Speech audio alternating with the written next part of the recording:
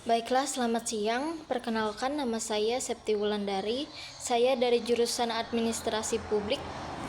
Pada kesempatan kali ini saya akan mempresentasikan tentang sejarah dari Partai Bulan Bintang atau disebut juga Partai PBB. Kita akan menelusuri sejarah sebuah partai politik Islam yang memainkan peran penting dalam demokrasi Indonesia.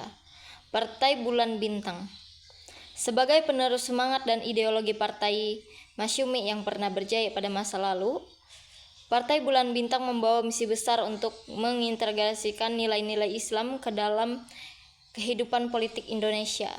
Dalam perjalanan ini, kita akan memahami bagaimana partai ini dibentuk, kontribusinya, dan tantangan yang dihadapinya dari masa ke masa.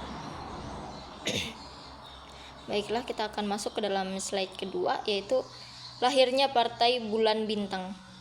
Didirikan pada 17 Juli 1998. Lahir di tengah semangat reformasi yang menggema setelah runtuhnya Orde Baru, PBB muncul sebagai respon atas kebutuhan akan partai politik Islam yang kuat dan terorganisasi. PBB lahir pada 17/1992 di masa ketika Indonesia berada dalam transisi besar dari enzim otoriter Orde Baru ke era reformasi yang lebih demokratis. Reformasi membuka jalan bagi kebebasan berekreasi dan pendirian partai politik baru. Tokoh-tokoh pendiri dibentuk oleh tokoh berpengalaman seperti Prof. Dr. Yusril Iza Mahendra, seorang akademisi, politisi, dan pakar hukum tata negara yang dikenal luas sebagai penggerak reformasi politik berbasis Islam. Dan beliaulah yang menjadi salah satu tokoh utama pendiri partai ini. Beliau tidak hanya dikenal sebagai ahli hukum tata negara, tetapi juga sebagai figur yang konsisten memperjuangkan nilai-nilai Islam dalam politik. Baiklah, ada juga kelanjutan perjuangan Masyumi. PBB didirikan dengan semangat untuk meneruskan ideologi dan cita-cita Partai Masyumi, partai politik Islam yang pernah berjaya pada masa demokrasi liberal di Indonesia sebelum dilarang pada tahun 1960. Latar belakang pembentukan PBB tidak bisa dilepaskan dari semangat untuk melanjutkan perjuangan Partai Masyumi, partai Islam terbesar di era demokrasi liberal.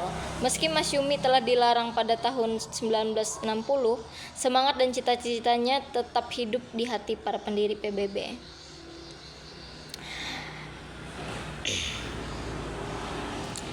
Deklarasi di Masjid Al-Azhar. Deklarasi partai berlangsung pada tanggal 26 Juli 1998 di halaman Masjid Al-Azhar, Jakarta.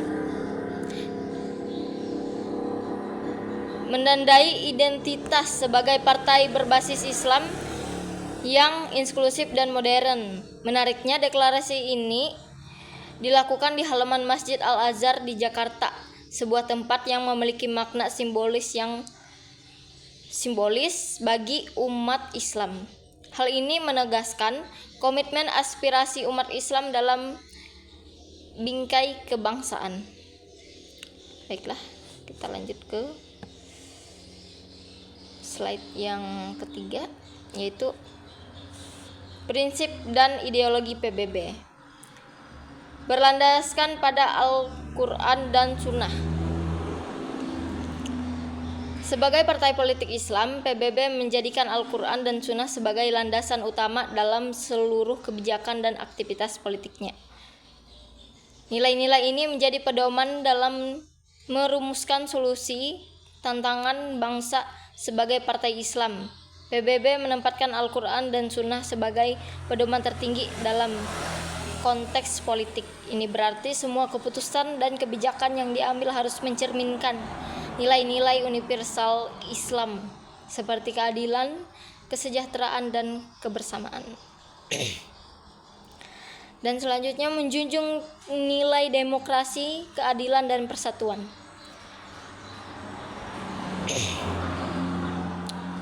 PBB percaya bahwa demokrasi harus dijalankan dengan prinsip keadilan untuk seluruh masyarakat tanpa memandang latar belakang. Selain itu, partai ini berkomitmen untuk menjaga persatuan bangsa dalam keagamaan. Namun, PBB juga sadar bahwa kita hidup di negara dengan beragam budaya, agama, dan pandangan politik. Oleh karena itu, partai ini berkomitmen menjunjung tinggi nilai demokrasi yang menghormati perbedaan. Dalam demokrasi, keadilan menjadi pilar utama. Tidak ada diskriminasi. Semua mendapatkan hak yang sama. Selain itu, PBB menempatkan persatuan bangsa di atas segala-galanya.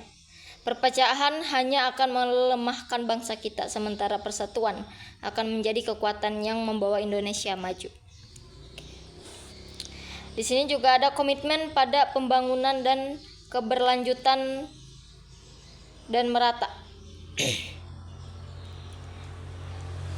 PBB mengusung agenda pembangunan yang tidak hanya berfokus pada pertumbuhan ekonomi, tetapi juga pemerataan hasilnya ke seluruh lapisan masyarakat, serta memperhatikan keberlanjutan lingkungan dan kesejahteraan generasi mendatang.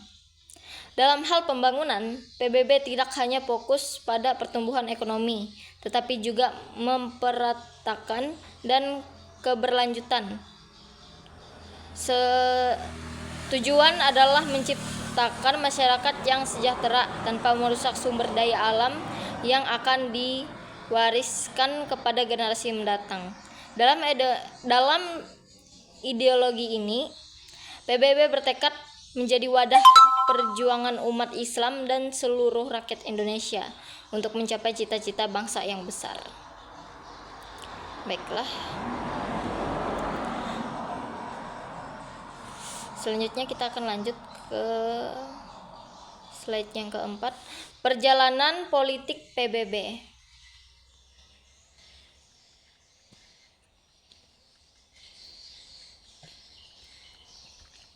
Partisipasi aktif dalam pemilu sejak 1999. PBB pertama kali mengikuti pemilu pada tahun 1999, mendapatkan sekitar 2% suara nasional dan memperoleh 13 kursi di DPR.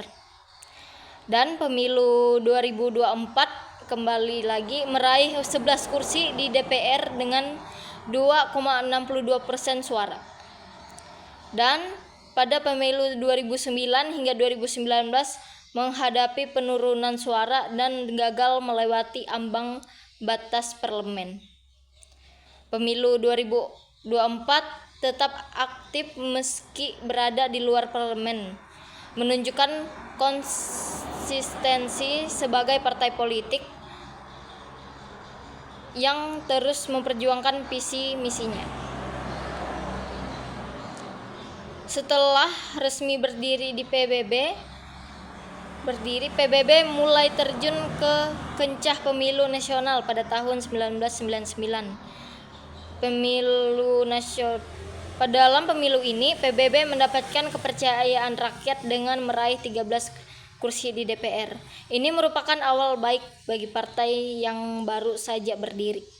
Namun, perjalanan politik tidak selalu mulus. Meski sukses di awal, PBB menghadapi tantangan berat, terutama dengan diberlakukannya ambang batas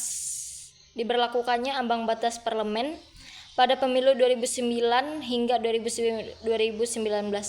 PBB tidak berhasil mendapatkan kursi di DPR. Meski demikian, partai ini tetap aktif dan konsisten memperjuangkan aspirasi umat Islam di luar parlemen. Dan selanjutnya pernah menjadi partai oposisi dan partai koalisi. Pada awal reformasi, PBB mendukung pemerintah Abdurrahman Wahid dengan dengan Yusri Mahendra sebagai Menteri Hukum. Pada masa pemerintahan Megawati, Yusril tetap menjadi bagian kabinet, menunjuk fleksibilitas PBB dalam kerja sama politik. Setelahnya, PBB lebih sering berada di luar pemerintahan, menjadi oposisi kritis terhadap berbagai kebijakan pemerintahan. Dalam hal hubungan dengan pemerintahan, PBB pernah menjadi di posisi koalisi maupun oposisi. Misalnya pada masa pemerintahan Gus Dur dan Megawati, PBB menjadi bagian dari kabinet, namun setelahnya partai ini lebih banyak berperan sebagai oposisi, memberikan kritik dan masukan terhadap kebijakan pemerintah. Selanjutnya, dalam perjalanan politik PBB menghadapi berbagai tantangan dan dinamika politik. Tantangan berupa perubahan sistem pemilu dengan ambang batas parlemen yang semakin tinggi, komposisi ketat dengan partai-partai berbasis Islam lainnya seperti PKS, PAN, dan PPP. Dinamika internal partai termasuk upaya konsolidasi kader untuk menjaga loyalitas dan stabilitas organisasi. Tidak hanya itu, persaingan dalam partai-partai berbasis Islam lainnya menjadi tantangan tersendiri. Meski begitu, PBB tetap berdiri tegak dengan tekad untuk memperjuangkan nilai-nilai Islam dan keadilan di Indonesia. Ini adalah bukti bahwa perjuangan politik PBB bukan hanya soal kekuasaan, tapi juga soal konsistensi dalam mengembangkan misi yang mulia. Baiklah, kita lanjut ke slide yang kelima. Kontribusi bagi bangsa, yaitu menyumbangkan pemikiran dalam pembuatan undang-undang. Dalam pembuatan undang-undang, PBB melalui kadernya seperti Prof. Yusri Mahendra telah memberikan sumbangsi besar. Peran mereka sangat signifikan, terutama dalam reformasi hukum yang merancang kebijakan tata negara, undang-undang yang inklusif dan berkeadilan menjadi salah satu prioritas PBB. Selanjutnya, mengusung program-program sosial yang bermanfaat bagi masyarakat. PBB juga aktif dalam mengayomi masyarakat melalui berbagai program sosial seperti beasiswa, bantuan bencana, dan pelatihan. Kewirausahaan adalah sebagian kecil dari apa yang telah dilakukan PBB untuk membantu rakyat. Sayap-sayap organisasi partai di daerah juga sering menjadi ujung tombak untuk menyentuh langsung masyarakat yang membutuhkan. Selanjutnya, memperjuangkan kepentingan rakyat kecil. Komitmen PBB terhadap rakyat kecil sangat nyata. Mereka terus memperjuangkan hak-hak petani, nelayan, dan buruh yang sering terpinggirkan. Ketimpangan sosial yang masih ada di Indonesia menjadi perhatian utama, dan PBB berupaya keras untuk menguranginya. Dari kontribusi ini, kita dapat melihat bahwa PBB bukan hanya sebuah partai politik, tetapi juga sebuah gerakan sosial yang berkomitmen untuk membangun Indonesia yang lebih adil dan sejahtera. Baiklah, selanjutnya kita masuk ke dalam slide yang ke-6, tantangan di era modern. Persaingan partai politik yang semakin ketat. Dengan lebih dari 20 partai politik aktif di Indonesia, PBB harus bersaing merebutkan dukungan dari segmen pemilih yang semakin terfragmentasi. Dalam persaingan politik, PBB harus berhadapan dengan banyak partai lain, termasuk partai berbasis Islam yang memiliki visi dan basis memilih serupa. Hal ini menuntut PBB untuk memiliki strategi yang lebih tajam dan diferensiasi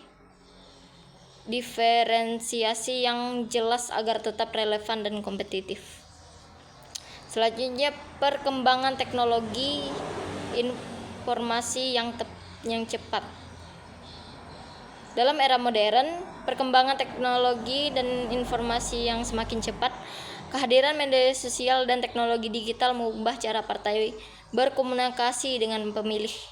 PBB menghadapi tantangan untuk beradaptasi dengan strategi kampanye digital yang efektif, termasuk mengolah citra partai di platform online.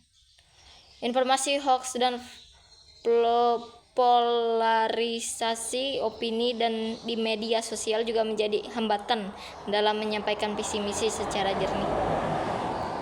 Teknologi informasi juga menjadi pedang bermata dua.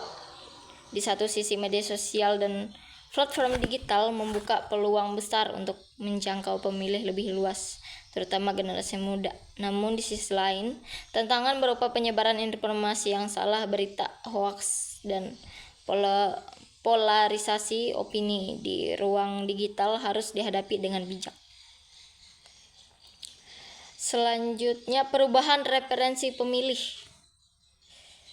Generasi muda yang menjadi mayoritas pemilih cenderung memilih partai yang dianggap progresif dan memiliki program konkret. Pemilih modern lebih fokus pada isu-isu spesifik seperti ekonomi, pendidikan, dan lingkungan, sehingga PBB perlu menyesuaikan strategi dengan harapan ini. Kehilangan pemilih tradisional yang mungkin beralih ke partai lain akibat strategi yang kurang relevan. Tidak kalah penting adalah perubahan referensi pemilih. Generasi muda di Indonesia sebagai mayoritas pemilih menginginkan partai yang mampu menawarkan solusi nyata untuk isu-isu seperti lapangan kerja, pendidikan berkualitas, dan keberlanjutan lingkungan. PBB harus beradaptasi dengan perubahan ini dengan menyusun program yang lebih relevan dengan kebutuhan zaman. Tantangan ini memang besar, tetapi dengan komitmen dan visi yang kuat, PBB dapat menjadikannya peluang untuk terus berkembang dan memberikan kontribusi yang lebih besar bagi bangsa. Kita selanjutnya melihat untuk visi ke depan menuju Indonesia yang lebih baik. Jadi ada beberapa poin, yaitu menjadi partai yang modern dan berbasis massa. PBB bercita-cita menjadi partai yang tidak hanya relevan dengan perkembangan zaman, tetapi juga mampu menarik dukungan luas dari berbagai kalangan. Modernisasi partai mencakup adopsi teknologi digital untuk mendukung aktivitas politik, pengelolaan data pemilih, serta kampanye berbasis isu yang relevan. PBB ingin memperkuat posisinya sebagai partai Islam inklusif yang terbuka terhadap pemikiran dan aspirasi masyarakat luas. Di era digital ini, PBB terus beradaptasi dengan memanfaatkan teknologi untuk mendekatkan diri kepada rakyat. Lebih dari itu, PBB ingin menjadi partai berbasis massa dan inklusif, membuka pintu bagi siapa saja yang ingin bergabung dalam perjuangan mewujudkan Indonesia yang lebih baik. Selanjutnya adalah memperkuat basis kader dan organisasi. Fokus pada pelatihan kader untuk menghasilkan pemimpin yang kompeten dan berintegrasi, memperluas jaringan ke seluruh pelosok Indonesia, terutama di wilayah-wilayah strategis yang memiliki potensi besar suara, membangun struktur organisasi yang kuat, responsif, dan siap menghadapi dinamika politik nasional. Dalam perjalanan ke depan, PBB juga berfokus pada penguatan kader dan organisasi, dengan melatih kader yang kompeten, memperluas jaringan partai, dan membangun struktur yang solid. PBB bisa menghadapi dinamika politik nasional dengan percaya diri. Selanjutnya, poin yang ketiga, mewujudkan Indonesia yang adil, makmur, dan bermartabat. Berkomitmen untuk memperjuangkan kebijakan pro rakyat yang mengutamakan keadilan sosial, mendorong pertumbuhan ekonomi yang inklusif dan pemerataan kesejahteraan di seluruh wilayah Indonesia, menjadikan nilai-nilai moral dan keislaman sebagai landasan untuk menciptakan masyarakat yang beradab dan bermartabat di tingkat global. Visi akhir yang ingin dicapai adalah mewujudkan Indonesia yang adil, makmur, dan bermartabat. PBB berkomitmen untuk menciptakan keadilan sosial bagi seluruh rakyat Indonesia, mendorong pertumbuhan ekonomi yang merata, dan menjadikan Indonesia sebagai bangsa yang dihormati di kancah internasional. Bersama dengan rakyat Indonesia, PBB siap melangkah maju untuk menjawab tantangan dan menyelesaikan cita-cita bangsa. Mari kita bekerja sama untuk Indonesia yang lebih baik. Baiklah, kita masuk ke dalam slide yang ke-8, yaitu kesimpulan presentasi. Partai Bulan Bintang merupakan bagian penting dari sejarah politik Indonesia yang membawa semangat perjuangan Masyumi dalam menciptakan keadilan dan persatuan melalui demokrasi. Selain berpolitik, PBB aktif memperjuangkan hak rakyat kecil, memajukan pendidikan, dan meningkatkan kesejahteraan sosial berlandaskan nilai-nilai Al-Quran, Sunnah, dan demokrasi modern. PBB meyakini harmoni antara keislaman dan demokrasi sebagai kunci pembangunan bangsa. Dengan komitmen pada kaderisasi dan adaptasi terhadap tantangan zaman, PBB terus bertransformasi menjadi partai modern berbasis massa, bekerja untuk mewujudkan Indonesia adil, makmur, dan bermartabat. Baiklah, sekian dari presentasi saya. Mohon maaf jika banyak salah kata, dan terima kasih.